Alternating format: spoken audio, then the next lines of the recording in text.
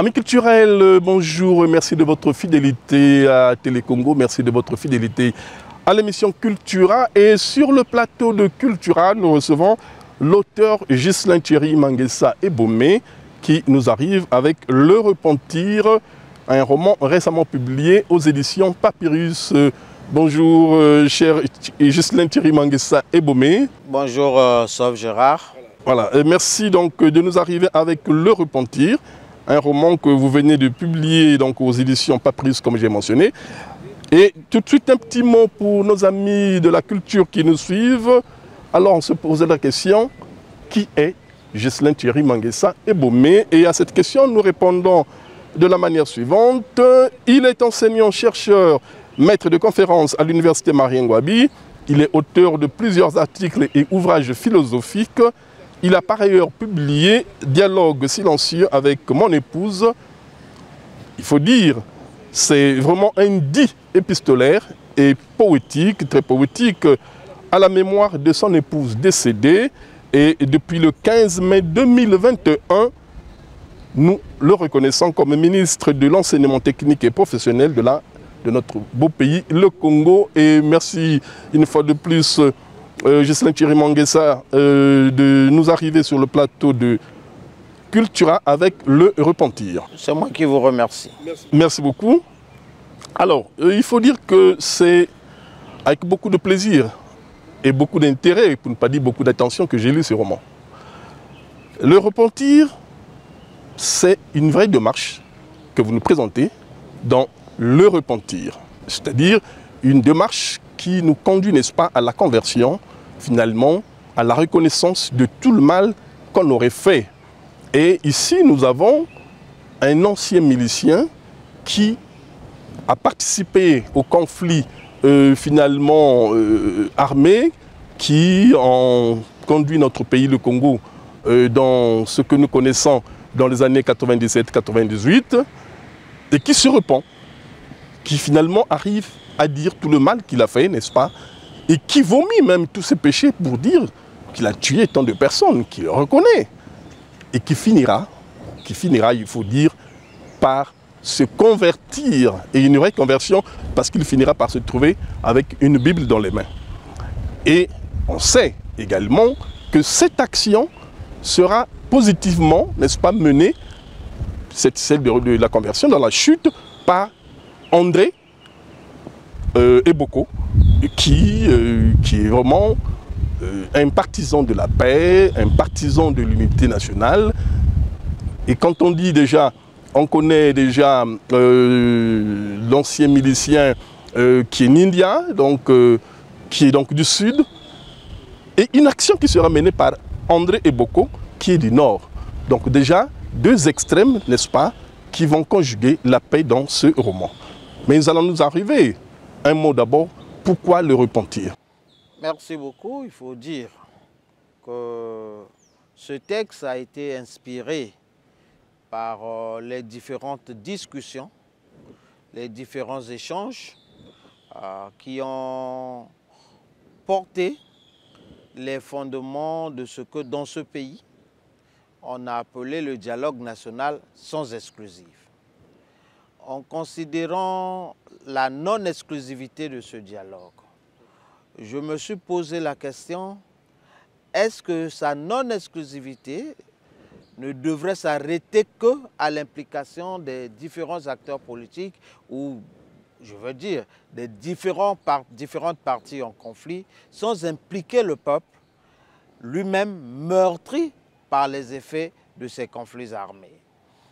J'ai donc, en travaillant sur la fiction et sur l'imaginaire, construit ce dialogue qui devrait, lui, impliquer cette fois-ci le peuple lui-même. Et il devient Repentir parce qu'un des acteurs principaux du roman et donc de ce dialogue fictif que nous construisons à partir de ce que nous avons constaté comme, je ne vais pas dire faiblesse du dialogue national sans exclusif au plan institutionnel, mais ce qui devrait être la démarche suivante après le dialogue des politiques et donc des partis en conflit en impliquant le peuple. Il est Repentir parce qu'il met en dialogue, il met en scène un personnage impliqué dans les atrocités que le pays a connues, mais aussi des personnes victimes des atrocités que nous avons servies au peuple. Voilà à peu près pourquoi ce roman est un repentir. Il est un appel au peuple pour que lui-même s'approprie la démarche politique pour en faire une démarche, on aurait dit, populaire ou citoyenne. Alors, j'apprécie la trame dans ce sens que vous mettez, n'est-ce pas, en exergue deux amants. Et deux amants qui sont également de deux coins extrêmes. Et là également, il y a la conjugaison du sud et du nord. C'est-à-dire, vous avez pris l'auteur, sinon le narrateur, nous présente une amante qui est donc de l'extrême sud et un amant qui est de l'extrême nord. Et là également, au-delà de tout préjugé, au-delà, n'est-ce pas, de tout ce qui se dit comme pour dire qu'une telle union est difficile, sinon impossible, ça nous apporte autre chose.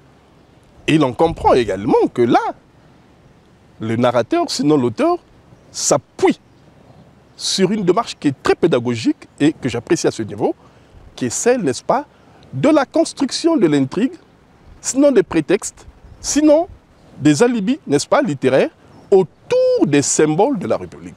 Des symboles, naturellement, il faut dire très significatifs, qui nous apportent des messages de paix, des messages d'unité nationale, des messages de, il faut dire, de la reconstruction d'un Congo uni.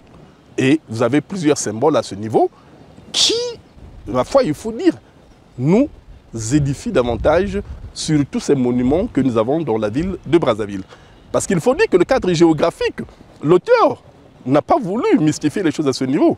Il est resté réaliste en nous présentant le Congo comme Congo. Ce n'est pas un pays imaginaire. On nous parle de Brazzaville comme Brazzaville. On nous parle de Mungali, de Wenze, de Bifuti comme n'est-ce pas, l'espace géographique. Et nous sommes dans un Congo réel. Merci beaucoup, sauf Gérard. Mais je dois vous dire pourquoi nous faisons porter ce dialogue par un jeune couple, deux amants jeunes, relativement entre 20 22 ans, 18 19 ans. J'ai essayé, et il faut dire que ce roman, il date de 24 ans, c'est son âge réel, et j'avais à peu près le même âge quand j'ai écrit ce roman. Et j'ai voulu puiser dans la sagesse de la tradition dans laquelle j'ai quelque peu grandi, dans laquelle j'ai été initié, c'est la tradition Bakwele, pour rappeler que les peuples Bakwele ont été un peuple résistant, guerrier, et pour faire la paix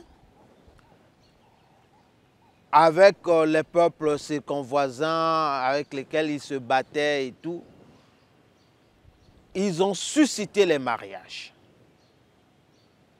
C'est pourquoi chez les Bakwele, on dit que l'amour est plus fort que la guerre.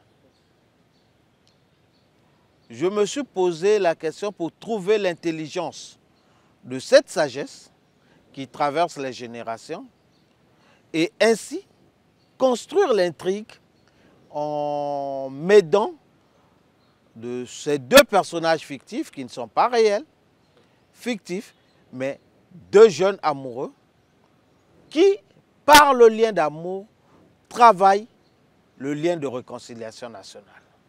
C'est donc Beljani et André Eboko, Beljani Malonga et André Eboko, qui dans la considération des patronymes de chez nous sont l'une du sud du pays, donc de ce pôle meurtri à partir duquel nous travaillons, et l'autre du nord du Congo, mais qui se lie d'amour, parfois sous le regard méchant d'un environnement qui n'est pas prêt à la réconciliation.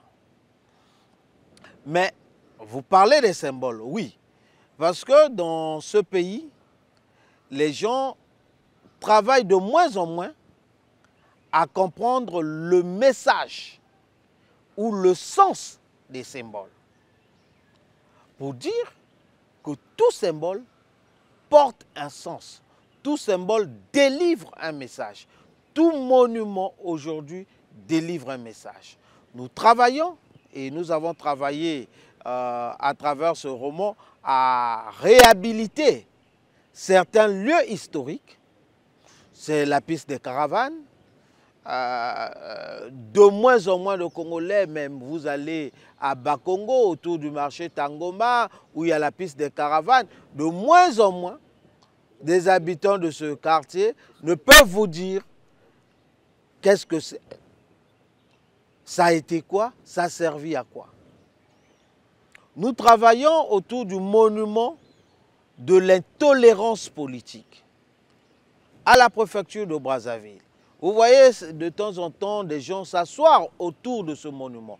Mais personne ne perçoit la portée réelle de ce monument. Pourquoi on a construit ce monument? Pourquoi? Mais en réalité, c'est l'autre versant du plus jamais ça d'un pilat, le monument de l'intolérance politique. Et la situation dans laquelle ce monument est plongé interpelle. C'est comme si nous avons oublié que dans la construction de la nation congolaise, depuis, on va dire 56 ou 47, je ne sais pas quelle date il faut prendre, jusqu'à aujourd'hui, il y a des Congolais innocents, mais qui ont perdu la vie du fait de l'intolérance de nous autres, puisque je ne le suis pas moins, de nous autres hommes politiques. Ça peut être à l'occasion des conflits politiques, mais ça peut aussi être à l'occasion de certaines incompréhensions dans le jeu politique. Il arrive que, même au cours d'une élection, même au cours d'un débat politique, l'échange ouvre à une certaine forme d'adversité qui contraint les plus faibles, donc ceux qui n'ont pas la force argumentative de la discussion et qui se plient facilement vers l'argument nocif de la force ou perfide de la force pour donner mort à des contradicteurs politiques qui ne sont pas en réalité des ennemis dans la vie réelle. Il s'agit là de plus d'une victime de l'intolérance politique, mais dont le monument construit à côté de la préfecture aujourd'hui de Brazzaville représente. Ce monument, en réalité, devrait nous interpeller chaque fois. Chaque fois pour dire, oui, nous avons donné la mort du fait de l'intolérance. Plus jamais ça.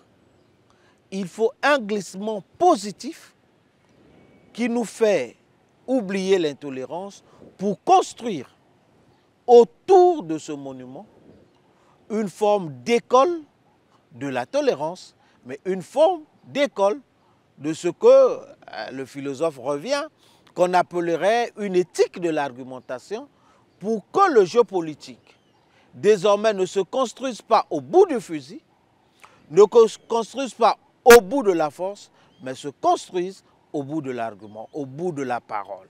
Et ici, vous constatez que le repentir est aussi un chantier de la parole positive, de la parole constructive, la parole ici considérée comme un levier de la citoyenneté nationale après que cette citoyenneté a été brisée par l'intolérance politique. Voilà. Alors, je vais vous inviter, cher ami, à la lecture d'un extrait que vous prendrez à tout hasard et qui certainement va illustrer vos propos ou qui peut-être certainement aussi va embrayer le débat ou l'échange. Oui, mais je prends à tout hasard Oui, la page 42. 42. Je suis... Je prends le dernier paragraphe, la dernière intervention de Sardine, donc le personnage principal, l'ancien milicien Ninja, oui. Il dit « Depuis le jour où j'ai donné la mort à votre frère, ma vie est abjecte. Je vis l'enfer. Je souffre de cet acte crapulé. Je veux évidemment confesser mon crime et demander pardon. La mort de votre frère me pèse lourdement sur la conscience. Aujourd'hui, les amis me prennent pour un lâche et un traître parce que je veux m'absoudre de cette déperdition. Mais ma décision est ferme. Qu'il m'arrive tout, j'irai en paix, la conscience tranquille, s'il m'arrivait de mourir après confession. Vous comprenez alors, ma chère sœur, que votre pardon ne me suffira pas. Je veux rencontrer vos parents, je veux rencontrer la République. Gilbo est votre frère, c'est vrai, mais il est aussi le fils de votre père et de votre mère, le frère de vos frères et sœurs, le neveu de vos oncles et tantes, le cousin de vos cousins et cousines, le petit-fils de vos grands-parents, le voisin de vos voisins, l'ami de ses amis. Il est un fils de la République du Congo. J'ai besoin du pardon de vos parents, du pardon de la République. J'ai besoin de justice. Vous comprenez? Un commentaire. Oui. Quand on lit cet extrait de texte, il y a une évolution vers le repentir, vers le pardon collectif, mais vers la consolidation de la République et de l'unité nationale. Il va d'une considération personnelle que lui, après avoir arraché la vie à ce jeune Gilbo qui n'avait que 16 ou 17 ans, lui, il vit dans un monde psychologique intérieur qui ressemble totalement troublé, quoi. Oui, totalement troublé. Voilà. Totalement. Et il sort de sa considération personnelle. Il se met en face de ses, on aurait dit ses confrères miliciens. Il dit, moi, ma démarche me fait passer pour la risée des autres miliciens qui considèrent que cette démarche est une démarche de lâcheté. De lâcheté. C'est une démarche de trahison.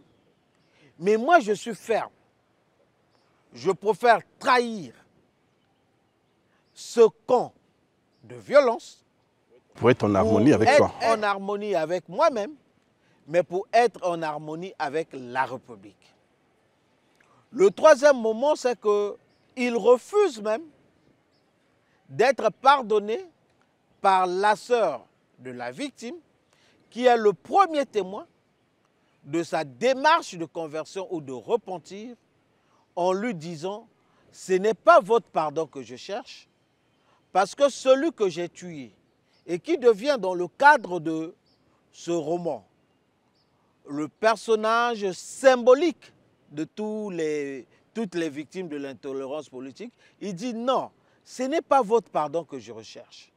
Je veux parler à votre famille, à votre père, à vos frères, à vos soeurs, à vos tantes, qui eux aussi sont touchés,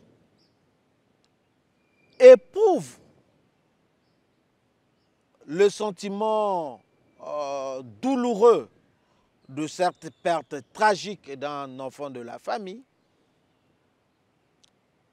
Mais s'il y a risque à prendre, je prends ce risque au prix de ma vie, parce que moi j'en ai arraché plus d'une. Et si la démarche que j'emprunte coûterait ma vie, que vaut ma vie, comparé aux 1000 que j'ai arrachés. Mais au-delà de tout, moi je veux parler à la République. Je veux dire à la République que nous nous sommes fourvoyés à un moment. Il est temps que nous sortons de ce fourvoiement pour poser des actes républicains, pour consolider la démarche de réconciliation entreprise déjà par les acteurs politiques, mais qui doit être suivie, j'aurais dit poursuivie, par la démarche populaire et CRC. Totalement citoyenne, oui. Alors, à cela, je retiens une phrase totalement, il faut dire, lourde de sens, pleine de sens et de signification. C'est à la page 23, où le narrateur mentionne, comme on dit, il y a toujours dans la vie un acte qui vous pèse sur la conscience. Et là, on voit l'attitude de Sardine, qui a tué des centaines, n'est-ce pas? Il se vante d'avoir tué, d'avoir fauché la vie des centaines de personnes. Et pourtant, il y a une vie qui est là, n'est-ce pas? Qui joue du déclic, n'est-ce pas, de cette vie trouble. Et donc sa conscience est totalement perturbée. C'est très fort, cette... Bien évidemment, bien évidemment. Vous voyez, on est en pleine guerre, on court dans tous les sens. Ceux qui se sont donnés pour rôle de tuer, ont tué. Mais ici, comme on dit, toutes les morts ne se ressemblent pas. Ne se ressemblent pas. Toutes les morts n'ont pas la même signification. Mais ici aussi, tous les actes posés par ces miliciens, ils peuvent être ninjas, ils peuvent être cocoy, ils peuvent être cobra, ils peuvent être mamba, ils peuvent être faucons comme on en a connu dans ce pays. Mais il y a toujours un acte, un mort, qu'on n'oublie pas. Comme me disait quelqu'un, dans une contradiction qui oppose deux parties, chacune des parties a toujours un mais sur la tête. Pas une main, mais un mais. C'est-à-dire ce sentiment de n'avoir pas été tolérant, de n'avoir pas été compréhensif. Il se dit, mais pourtant, je pouvais éviter ceci en faisant cela, en faisant ceci. Et même nous-mêmes, dans notre vie quotidienne, quand il nous arrive des contradictions, et quand, comme dit Rousseau, le juge impartial, le juge incorruptible, le juge de tout le temps, c'est-à-dire notre propre conscience, nous parle dans la nuit parfois noire. Notre conscience nous parle, elle nous dit, sauve Gérard, dans cette contradiction, tu aurais dû éviter d'entrer en contradiction avec ton frère, avec ta soeur, avec ton épouse, et tu te dis, mais tiens.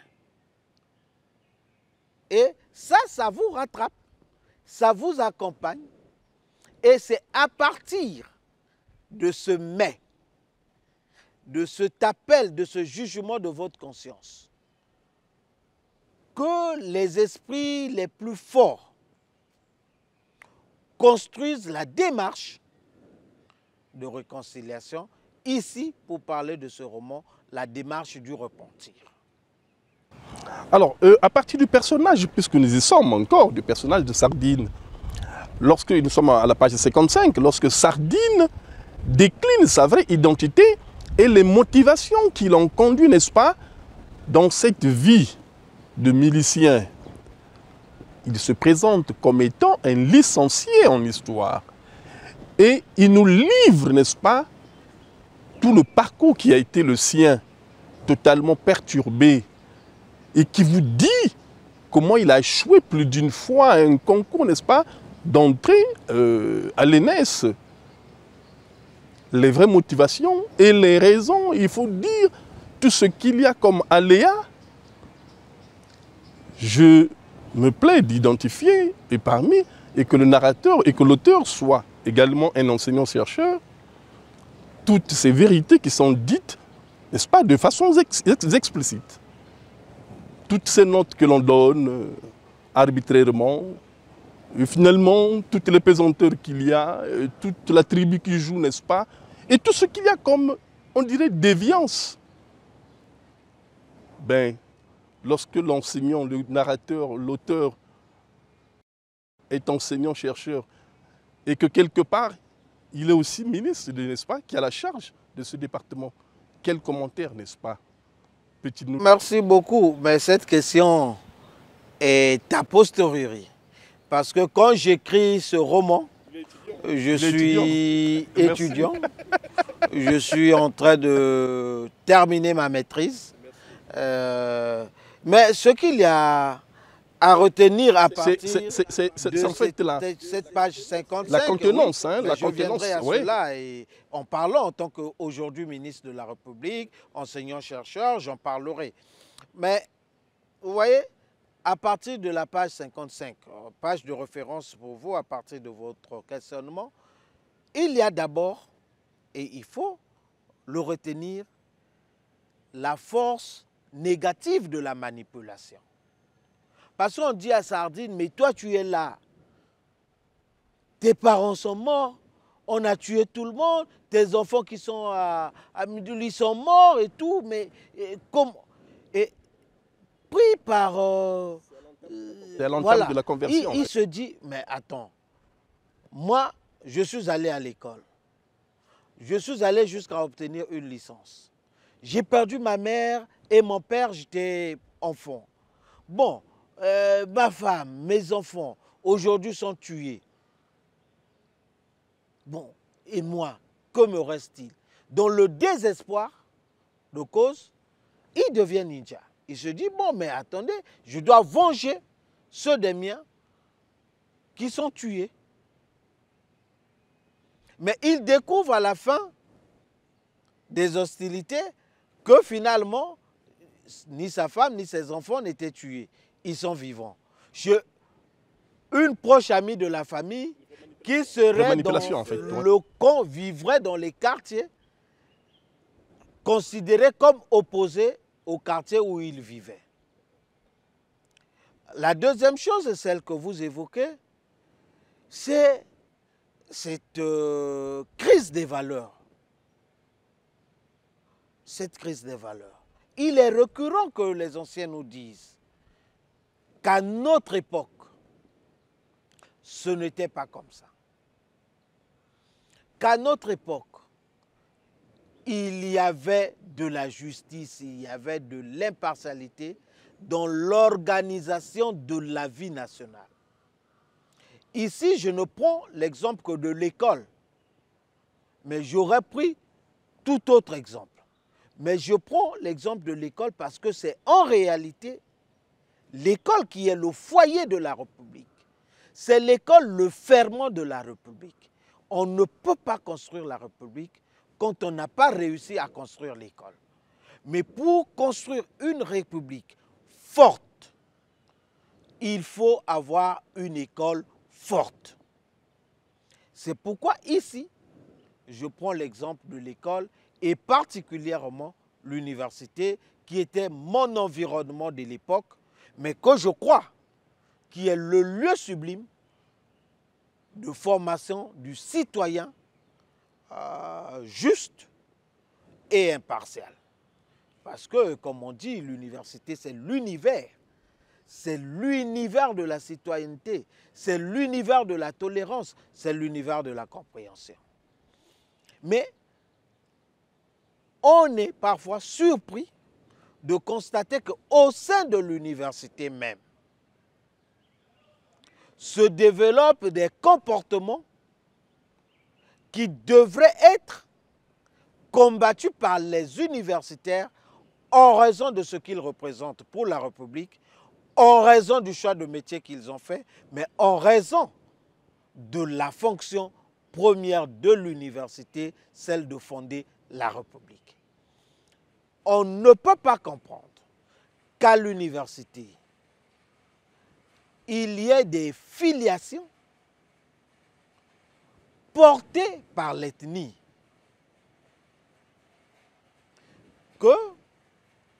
Je prends un exemple, moi je suis enseignant-chercheur à l'université Marie-Ngouabi, à l'école normale supérieure où l'on forme des enseignants, donc des formateurs de demain, que je sois porté à favoriser certains étudiants en raison de notre proximité ethnique ou même notre proximité villageoise ou notre proximité politique, ou pour arriver, et parce que c'est aussi une des récurrences pour des raisons liées à l'affectivité érotique, parce que j'ai des besoins sexuels et que il y a des étudiants qui m'aident à l'assouvir ou des étudiantes. Les premiers peuvent me servir de canaux pour entrer en contact avec une jeune étudiante que j'aurais appréciée, ou ses propres étudiantes. Non, mais moi je me suis servi d'un conseil que me donnait un des anciens quand j'ai commencé à enseigner. Il me disait toujours de ne jamais faire la cour à une élève. J'étais prof de lycée. Et après il me dit, tu es trop jeune. J'avais 24 ans, c'est à peu près la période où j'ai commencé. Il me dit, mais s'il t'arrive, parce que c'est possible, tu es jeune, d'être porté par un sentiment vers une élève, rassure-toi qu'elle soit intelligente. Ça t'éviterait le favoritisme sexuel parce que par elle-même, et non en raison de vos liens sentimentaux, par elle-même, elle peut réussir. Le seul travail que tu feras avec elle, c'est le travail d'encadrement. Ce sont des comportements quelque peu perfides, quelque peu déviants, qui se sont installés au sein de l'alma mater, c'est-à-dire la mamelle nourricière. Mais elle nourrit quoi? Elle ne nourrit pas l'intelligence, elle nourrit la République, elle nourrit l'humanité. L'université est le lieu de l'humanité, mais de l'humanité positive, parce qu'il est arrivé que des humains déshumanisent l'homme à partir des comportements négatifs qui leur auraient retiré tout sentiment humain. Merci beaucoup, Ghislain Thierry-Manguessa. Je rappelle que le Repentir, c'est votre premier roman que vous venez publier là aux éditions Papyrus. Et au-delà de tout ce que nous avons mentionné, j'aimerais bien, n'est-ce pas, mentionner ici la récurrence, sinon la présence, n'est-ce pas, le recours en fait au proverbe, le recours, n'est-ce pas, à cette éducation de base de la tradition, également l'initiation que mentionne ici le narrateur. Quand on soupçonne naturellement le narrateur, cette initiation positive qui pose toutes les bases, n'est-ce pas, de l'éducation. Merci par ces mots. Je finis là et donc une fois de plus, merci Ghislain Thierry-Manguessa pour ce partage qui a porté sur le repentir. C'est en tout cas la chute de notre entretien. Certainement un dernier mot et très succinctement. Merci beaucoup, mon cher ami, je vais le dire, sauf Gérard. Merci de nous donner, à partir de votre émission, l'occasion de parler de ce petit roman qui n'a que 75 pages, en format très dense. A5. Très dense. La qualité vient de sa densité. Il est dense, mais je vais inviter les Congolais, les politiques, les plus jeunes, à lire ce roman, à comprendre que la démarche de réconciliation nationale est une démarche permanente et elle est une démarche citoyenne et que de tout temps, on devrait enrichir et pérenniser. C'est le propos final que je voudrais, à l'occasion et à la fin de notre échange, partager à ceux des Congolais ou à ceux des autres communautés humaines qui auront la chance de suivre cette émission. C'est l'appel que je partage. Merci beaucoup pour cette invitation, chers amis culturels, chers amis de la culture. En tout cas, c'est là, nous sommes là au terme de notre échange avec Jocelyn Tshirima-Nguessa qui nous arrivait sur le plateau de Cultura avec Le Repentir, un roman très récent. En tout cas, merci de votre attention. Nous prenons date pour samedi prochain, 14h30, et passez un très bon week-end dans vos familles respectives. À très bientôt. Merci.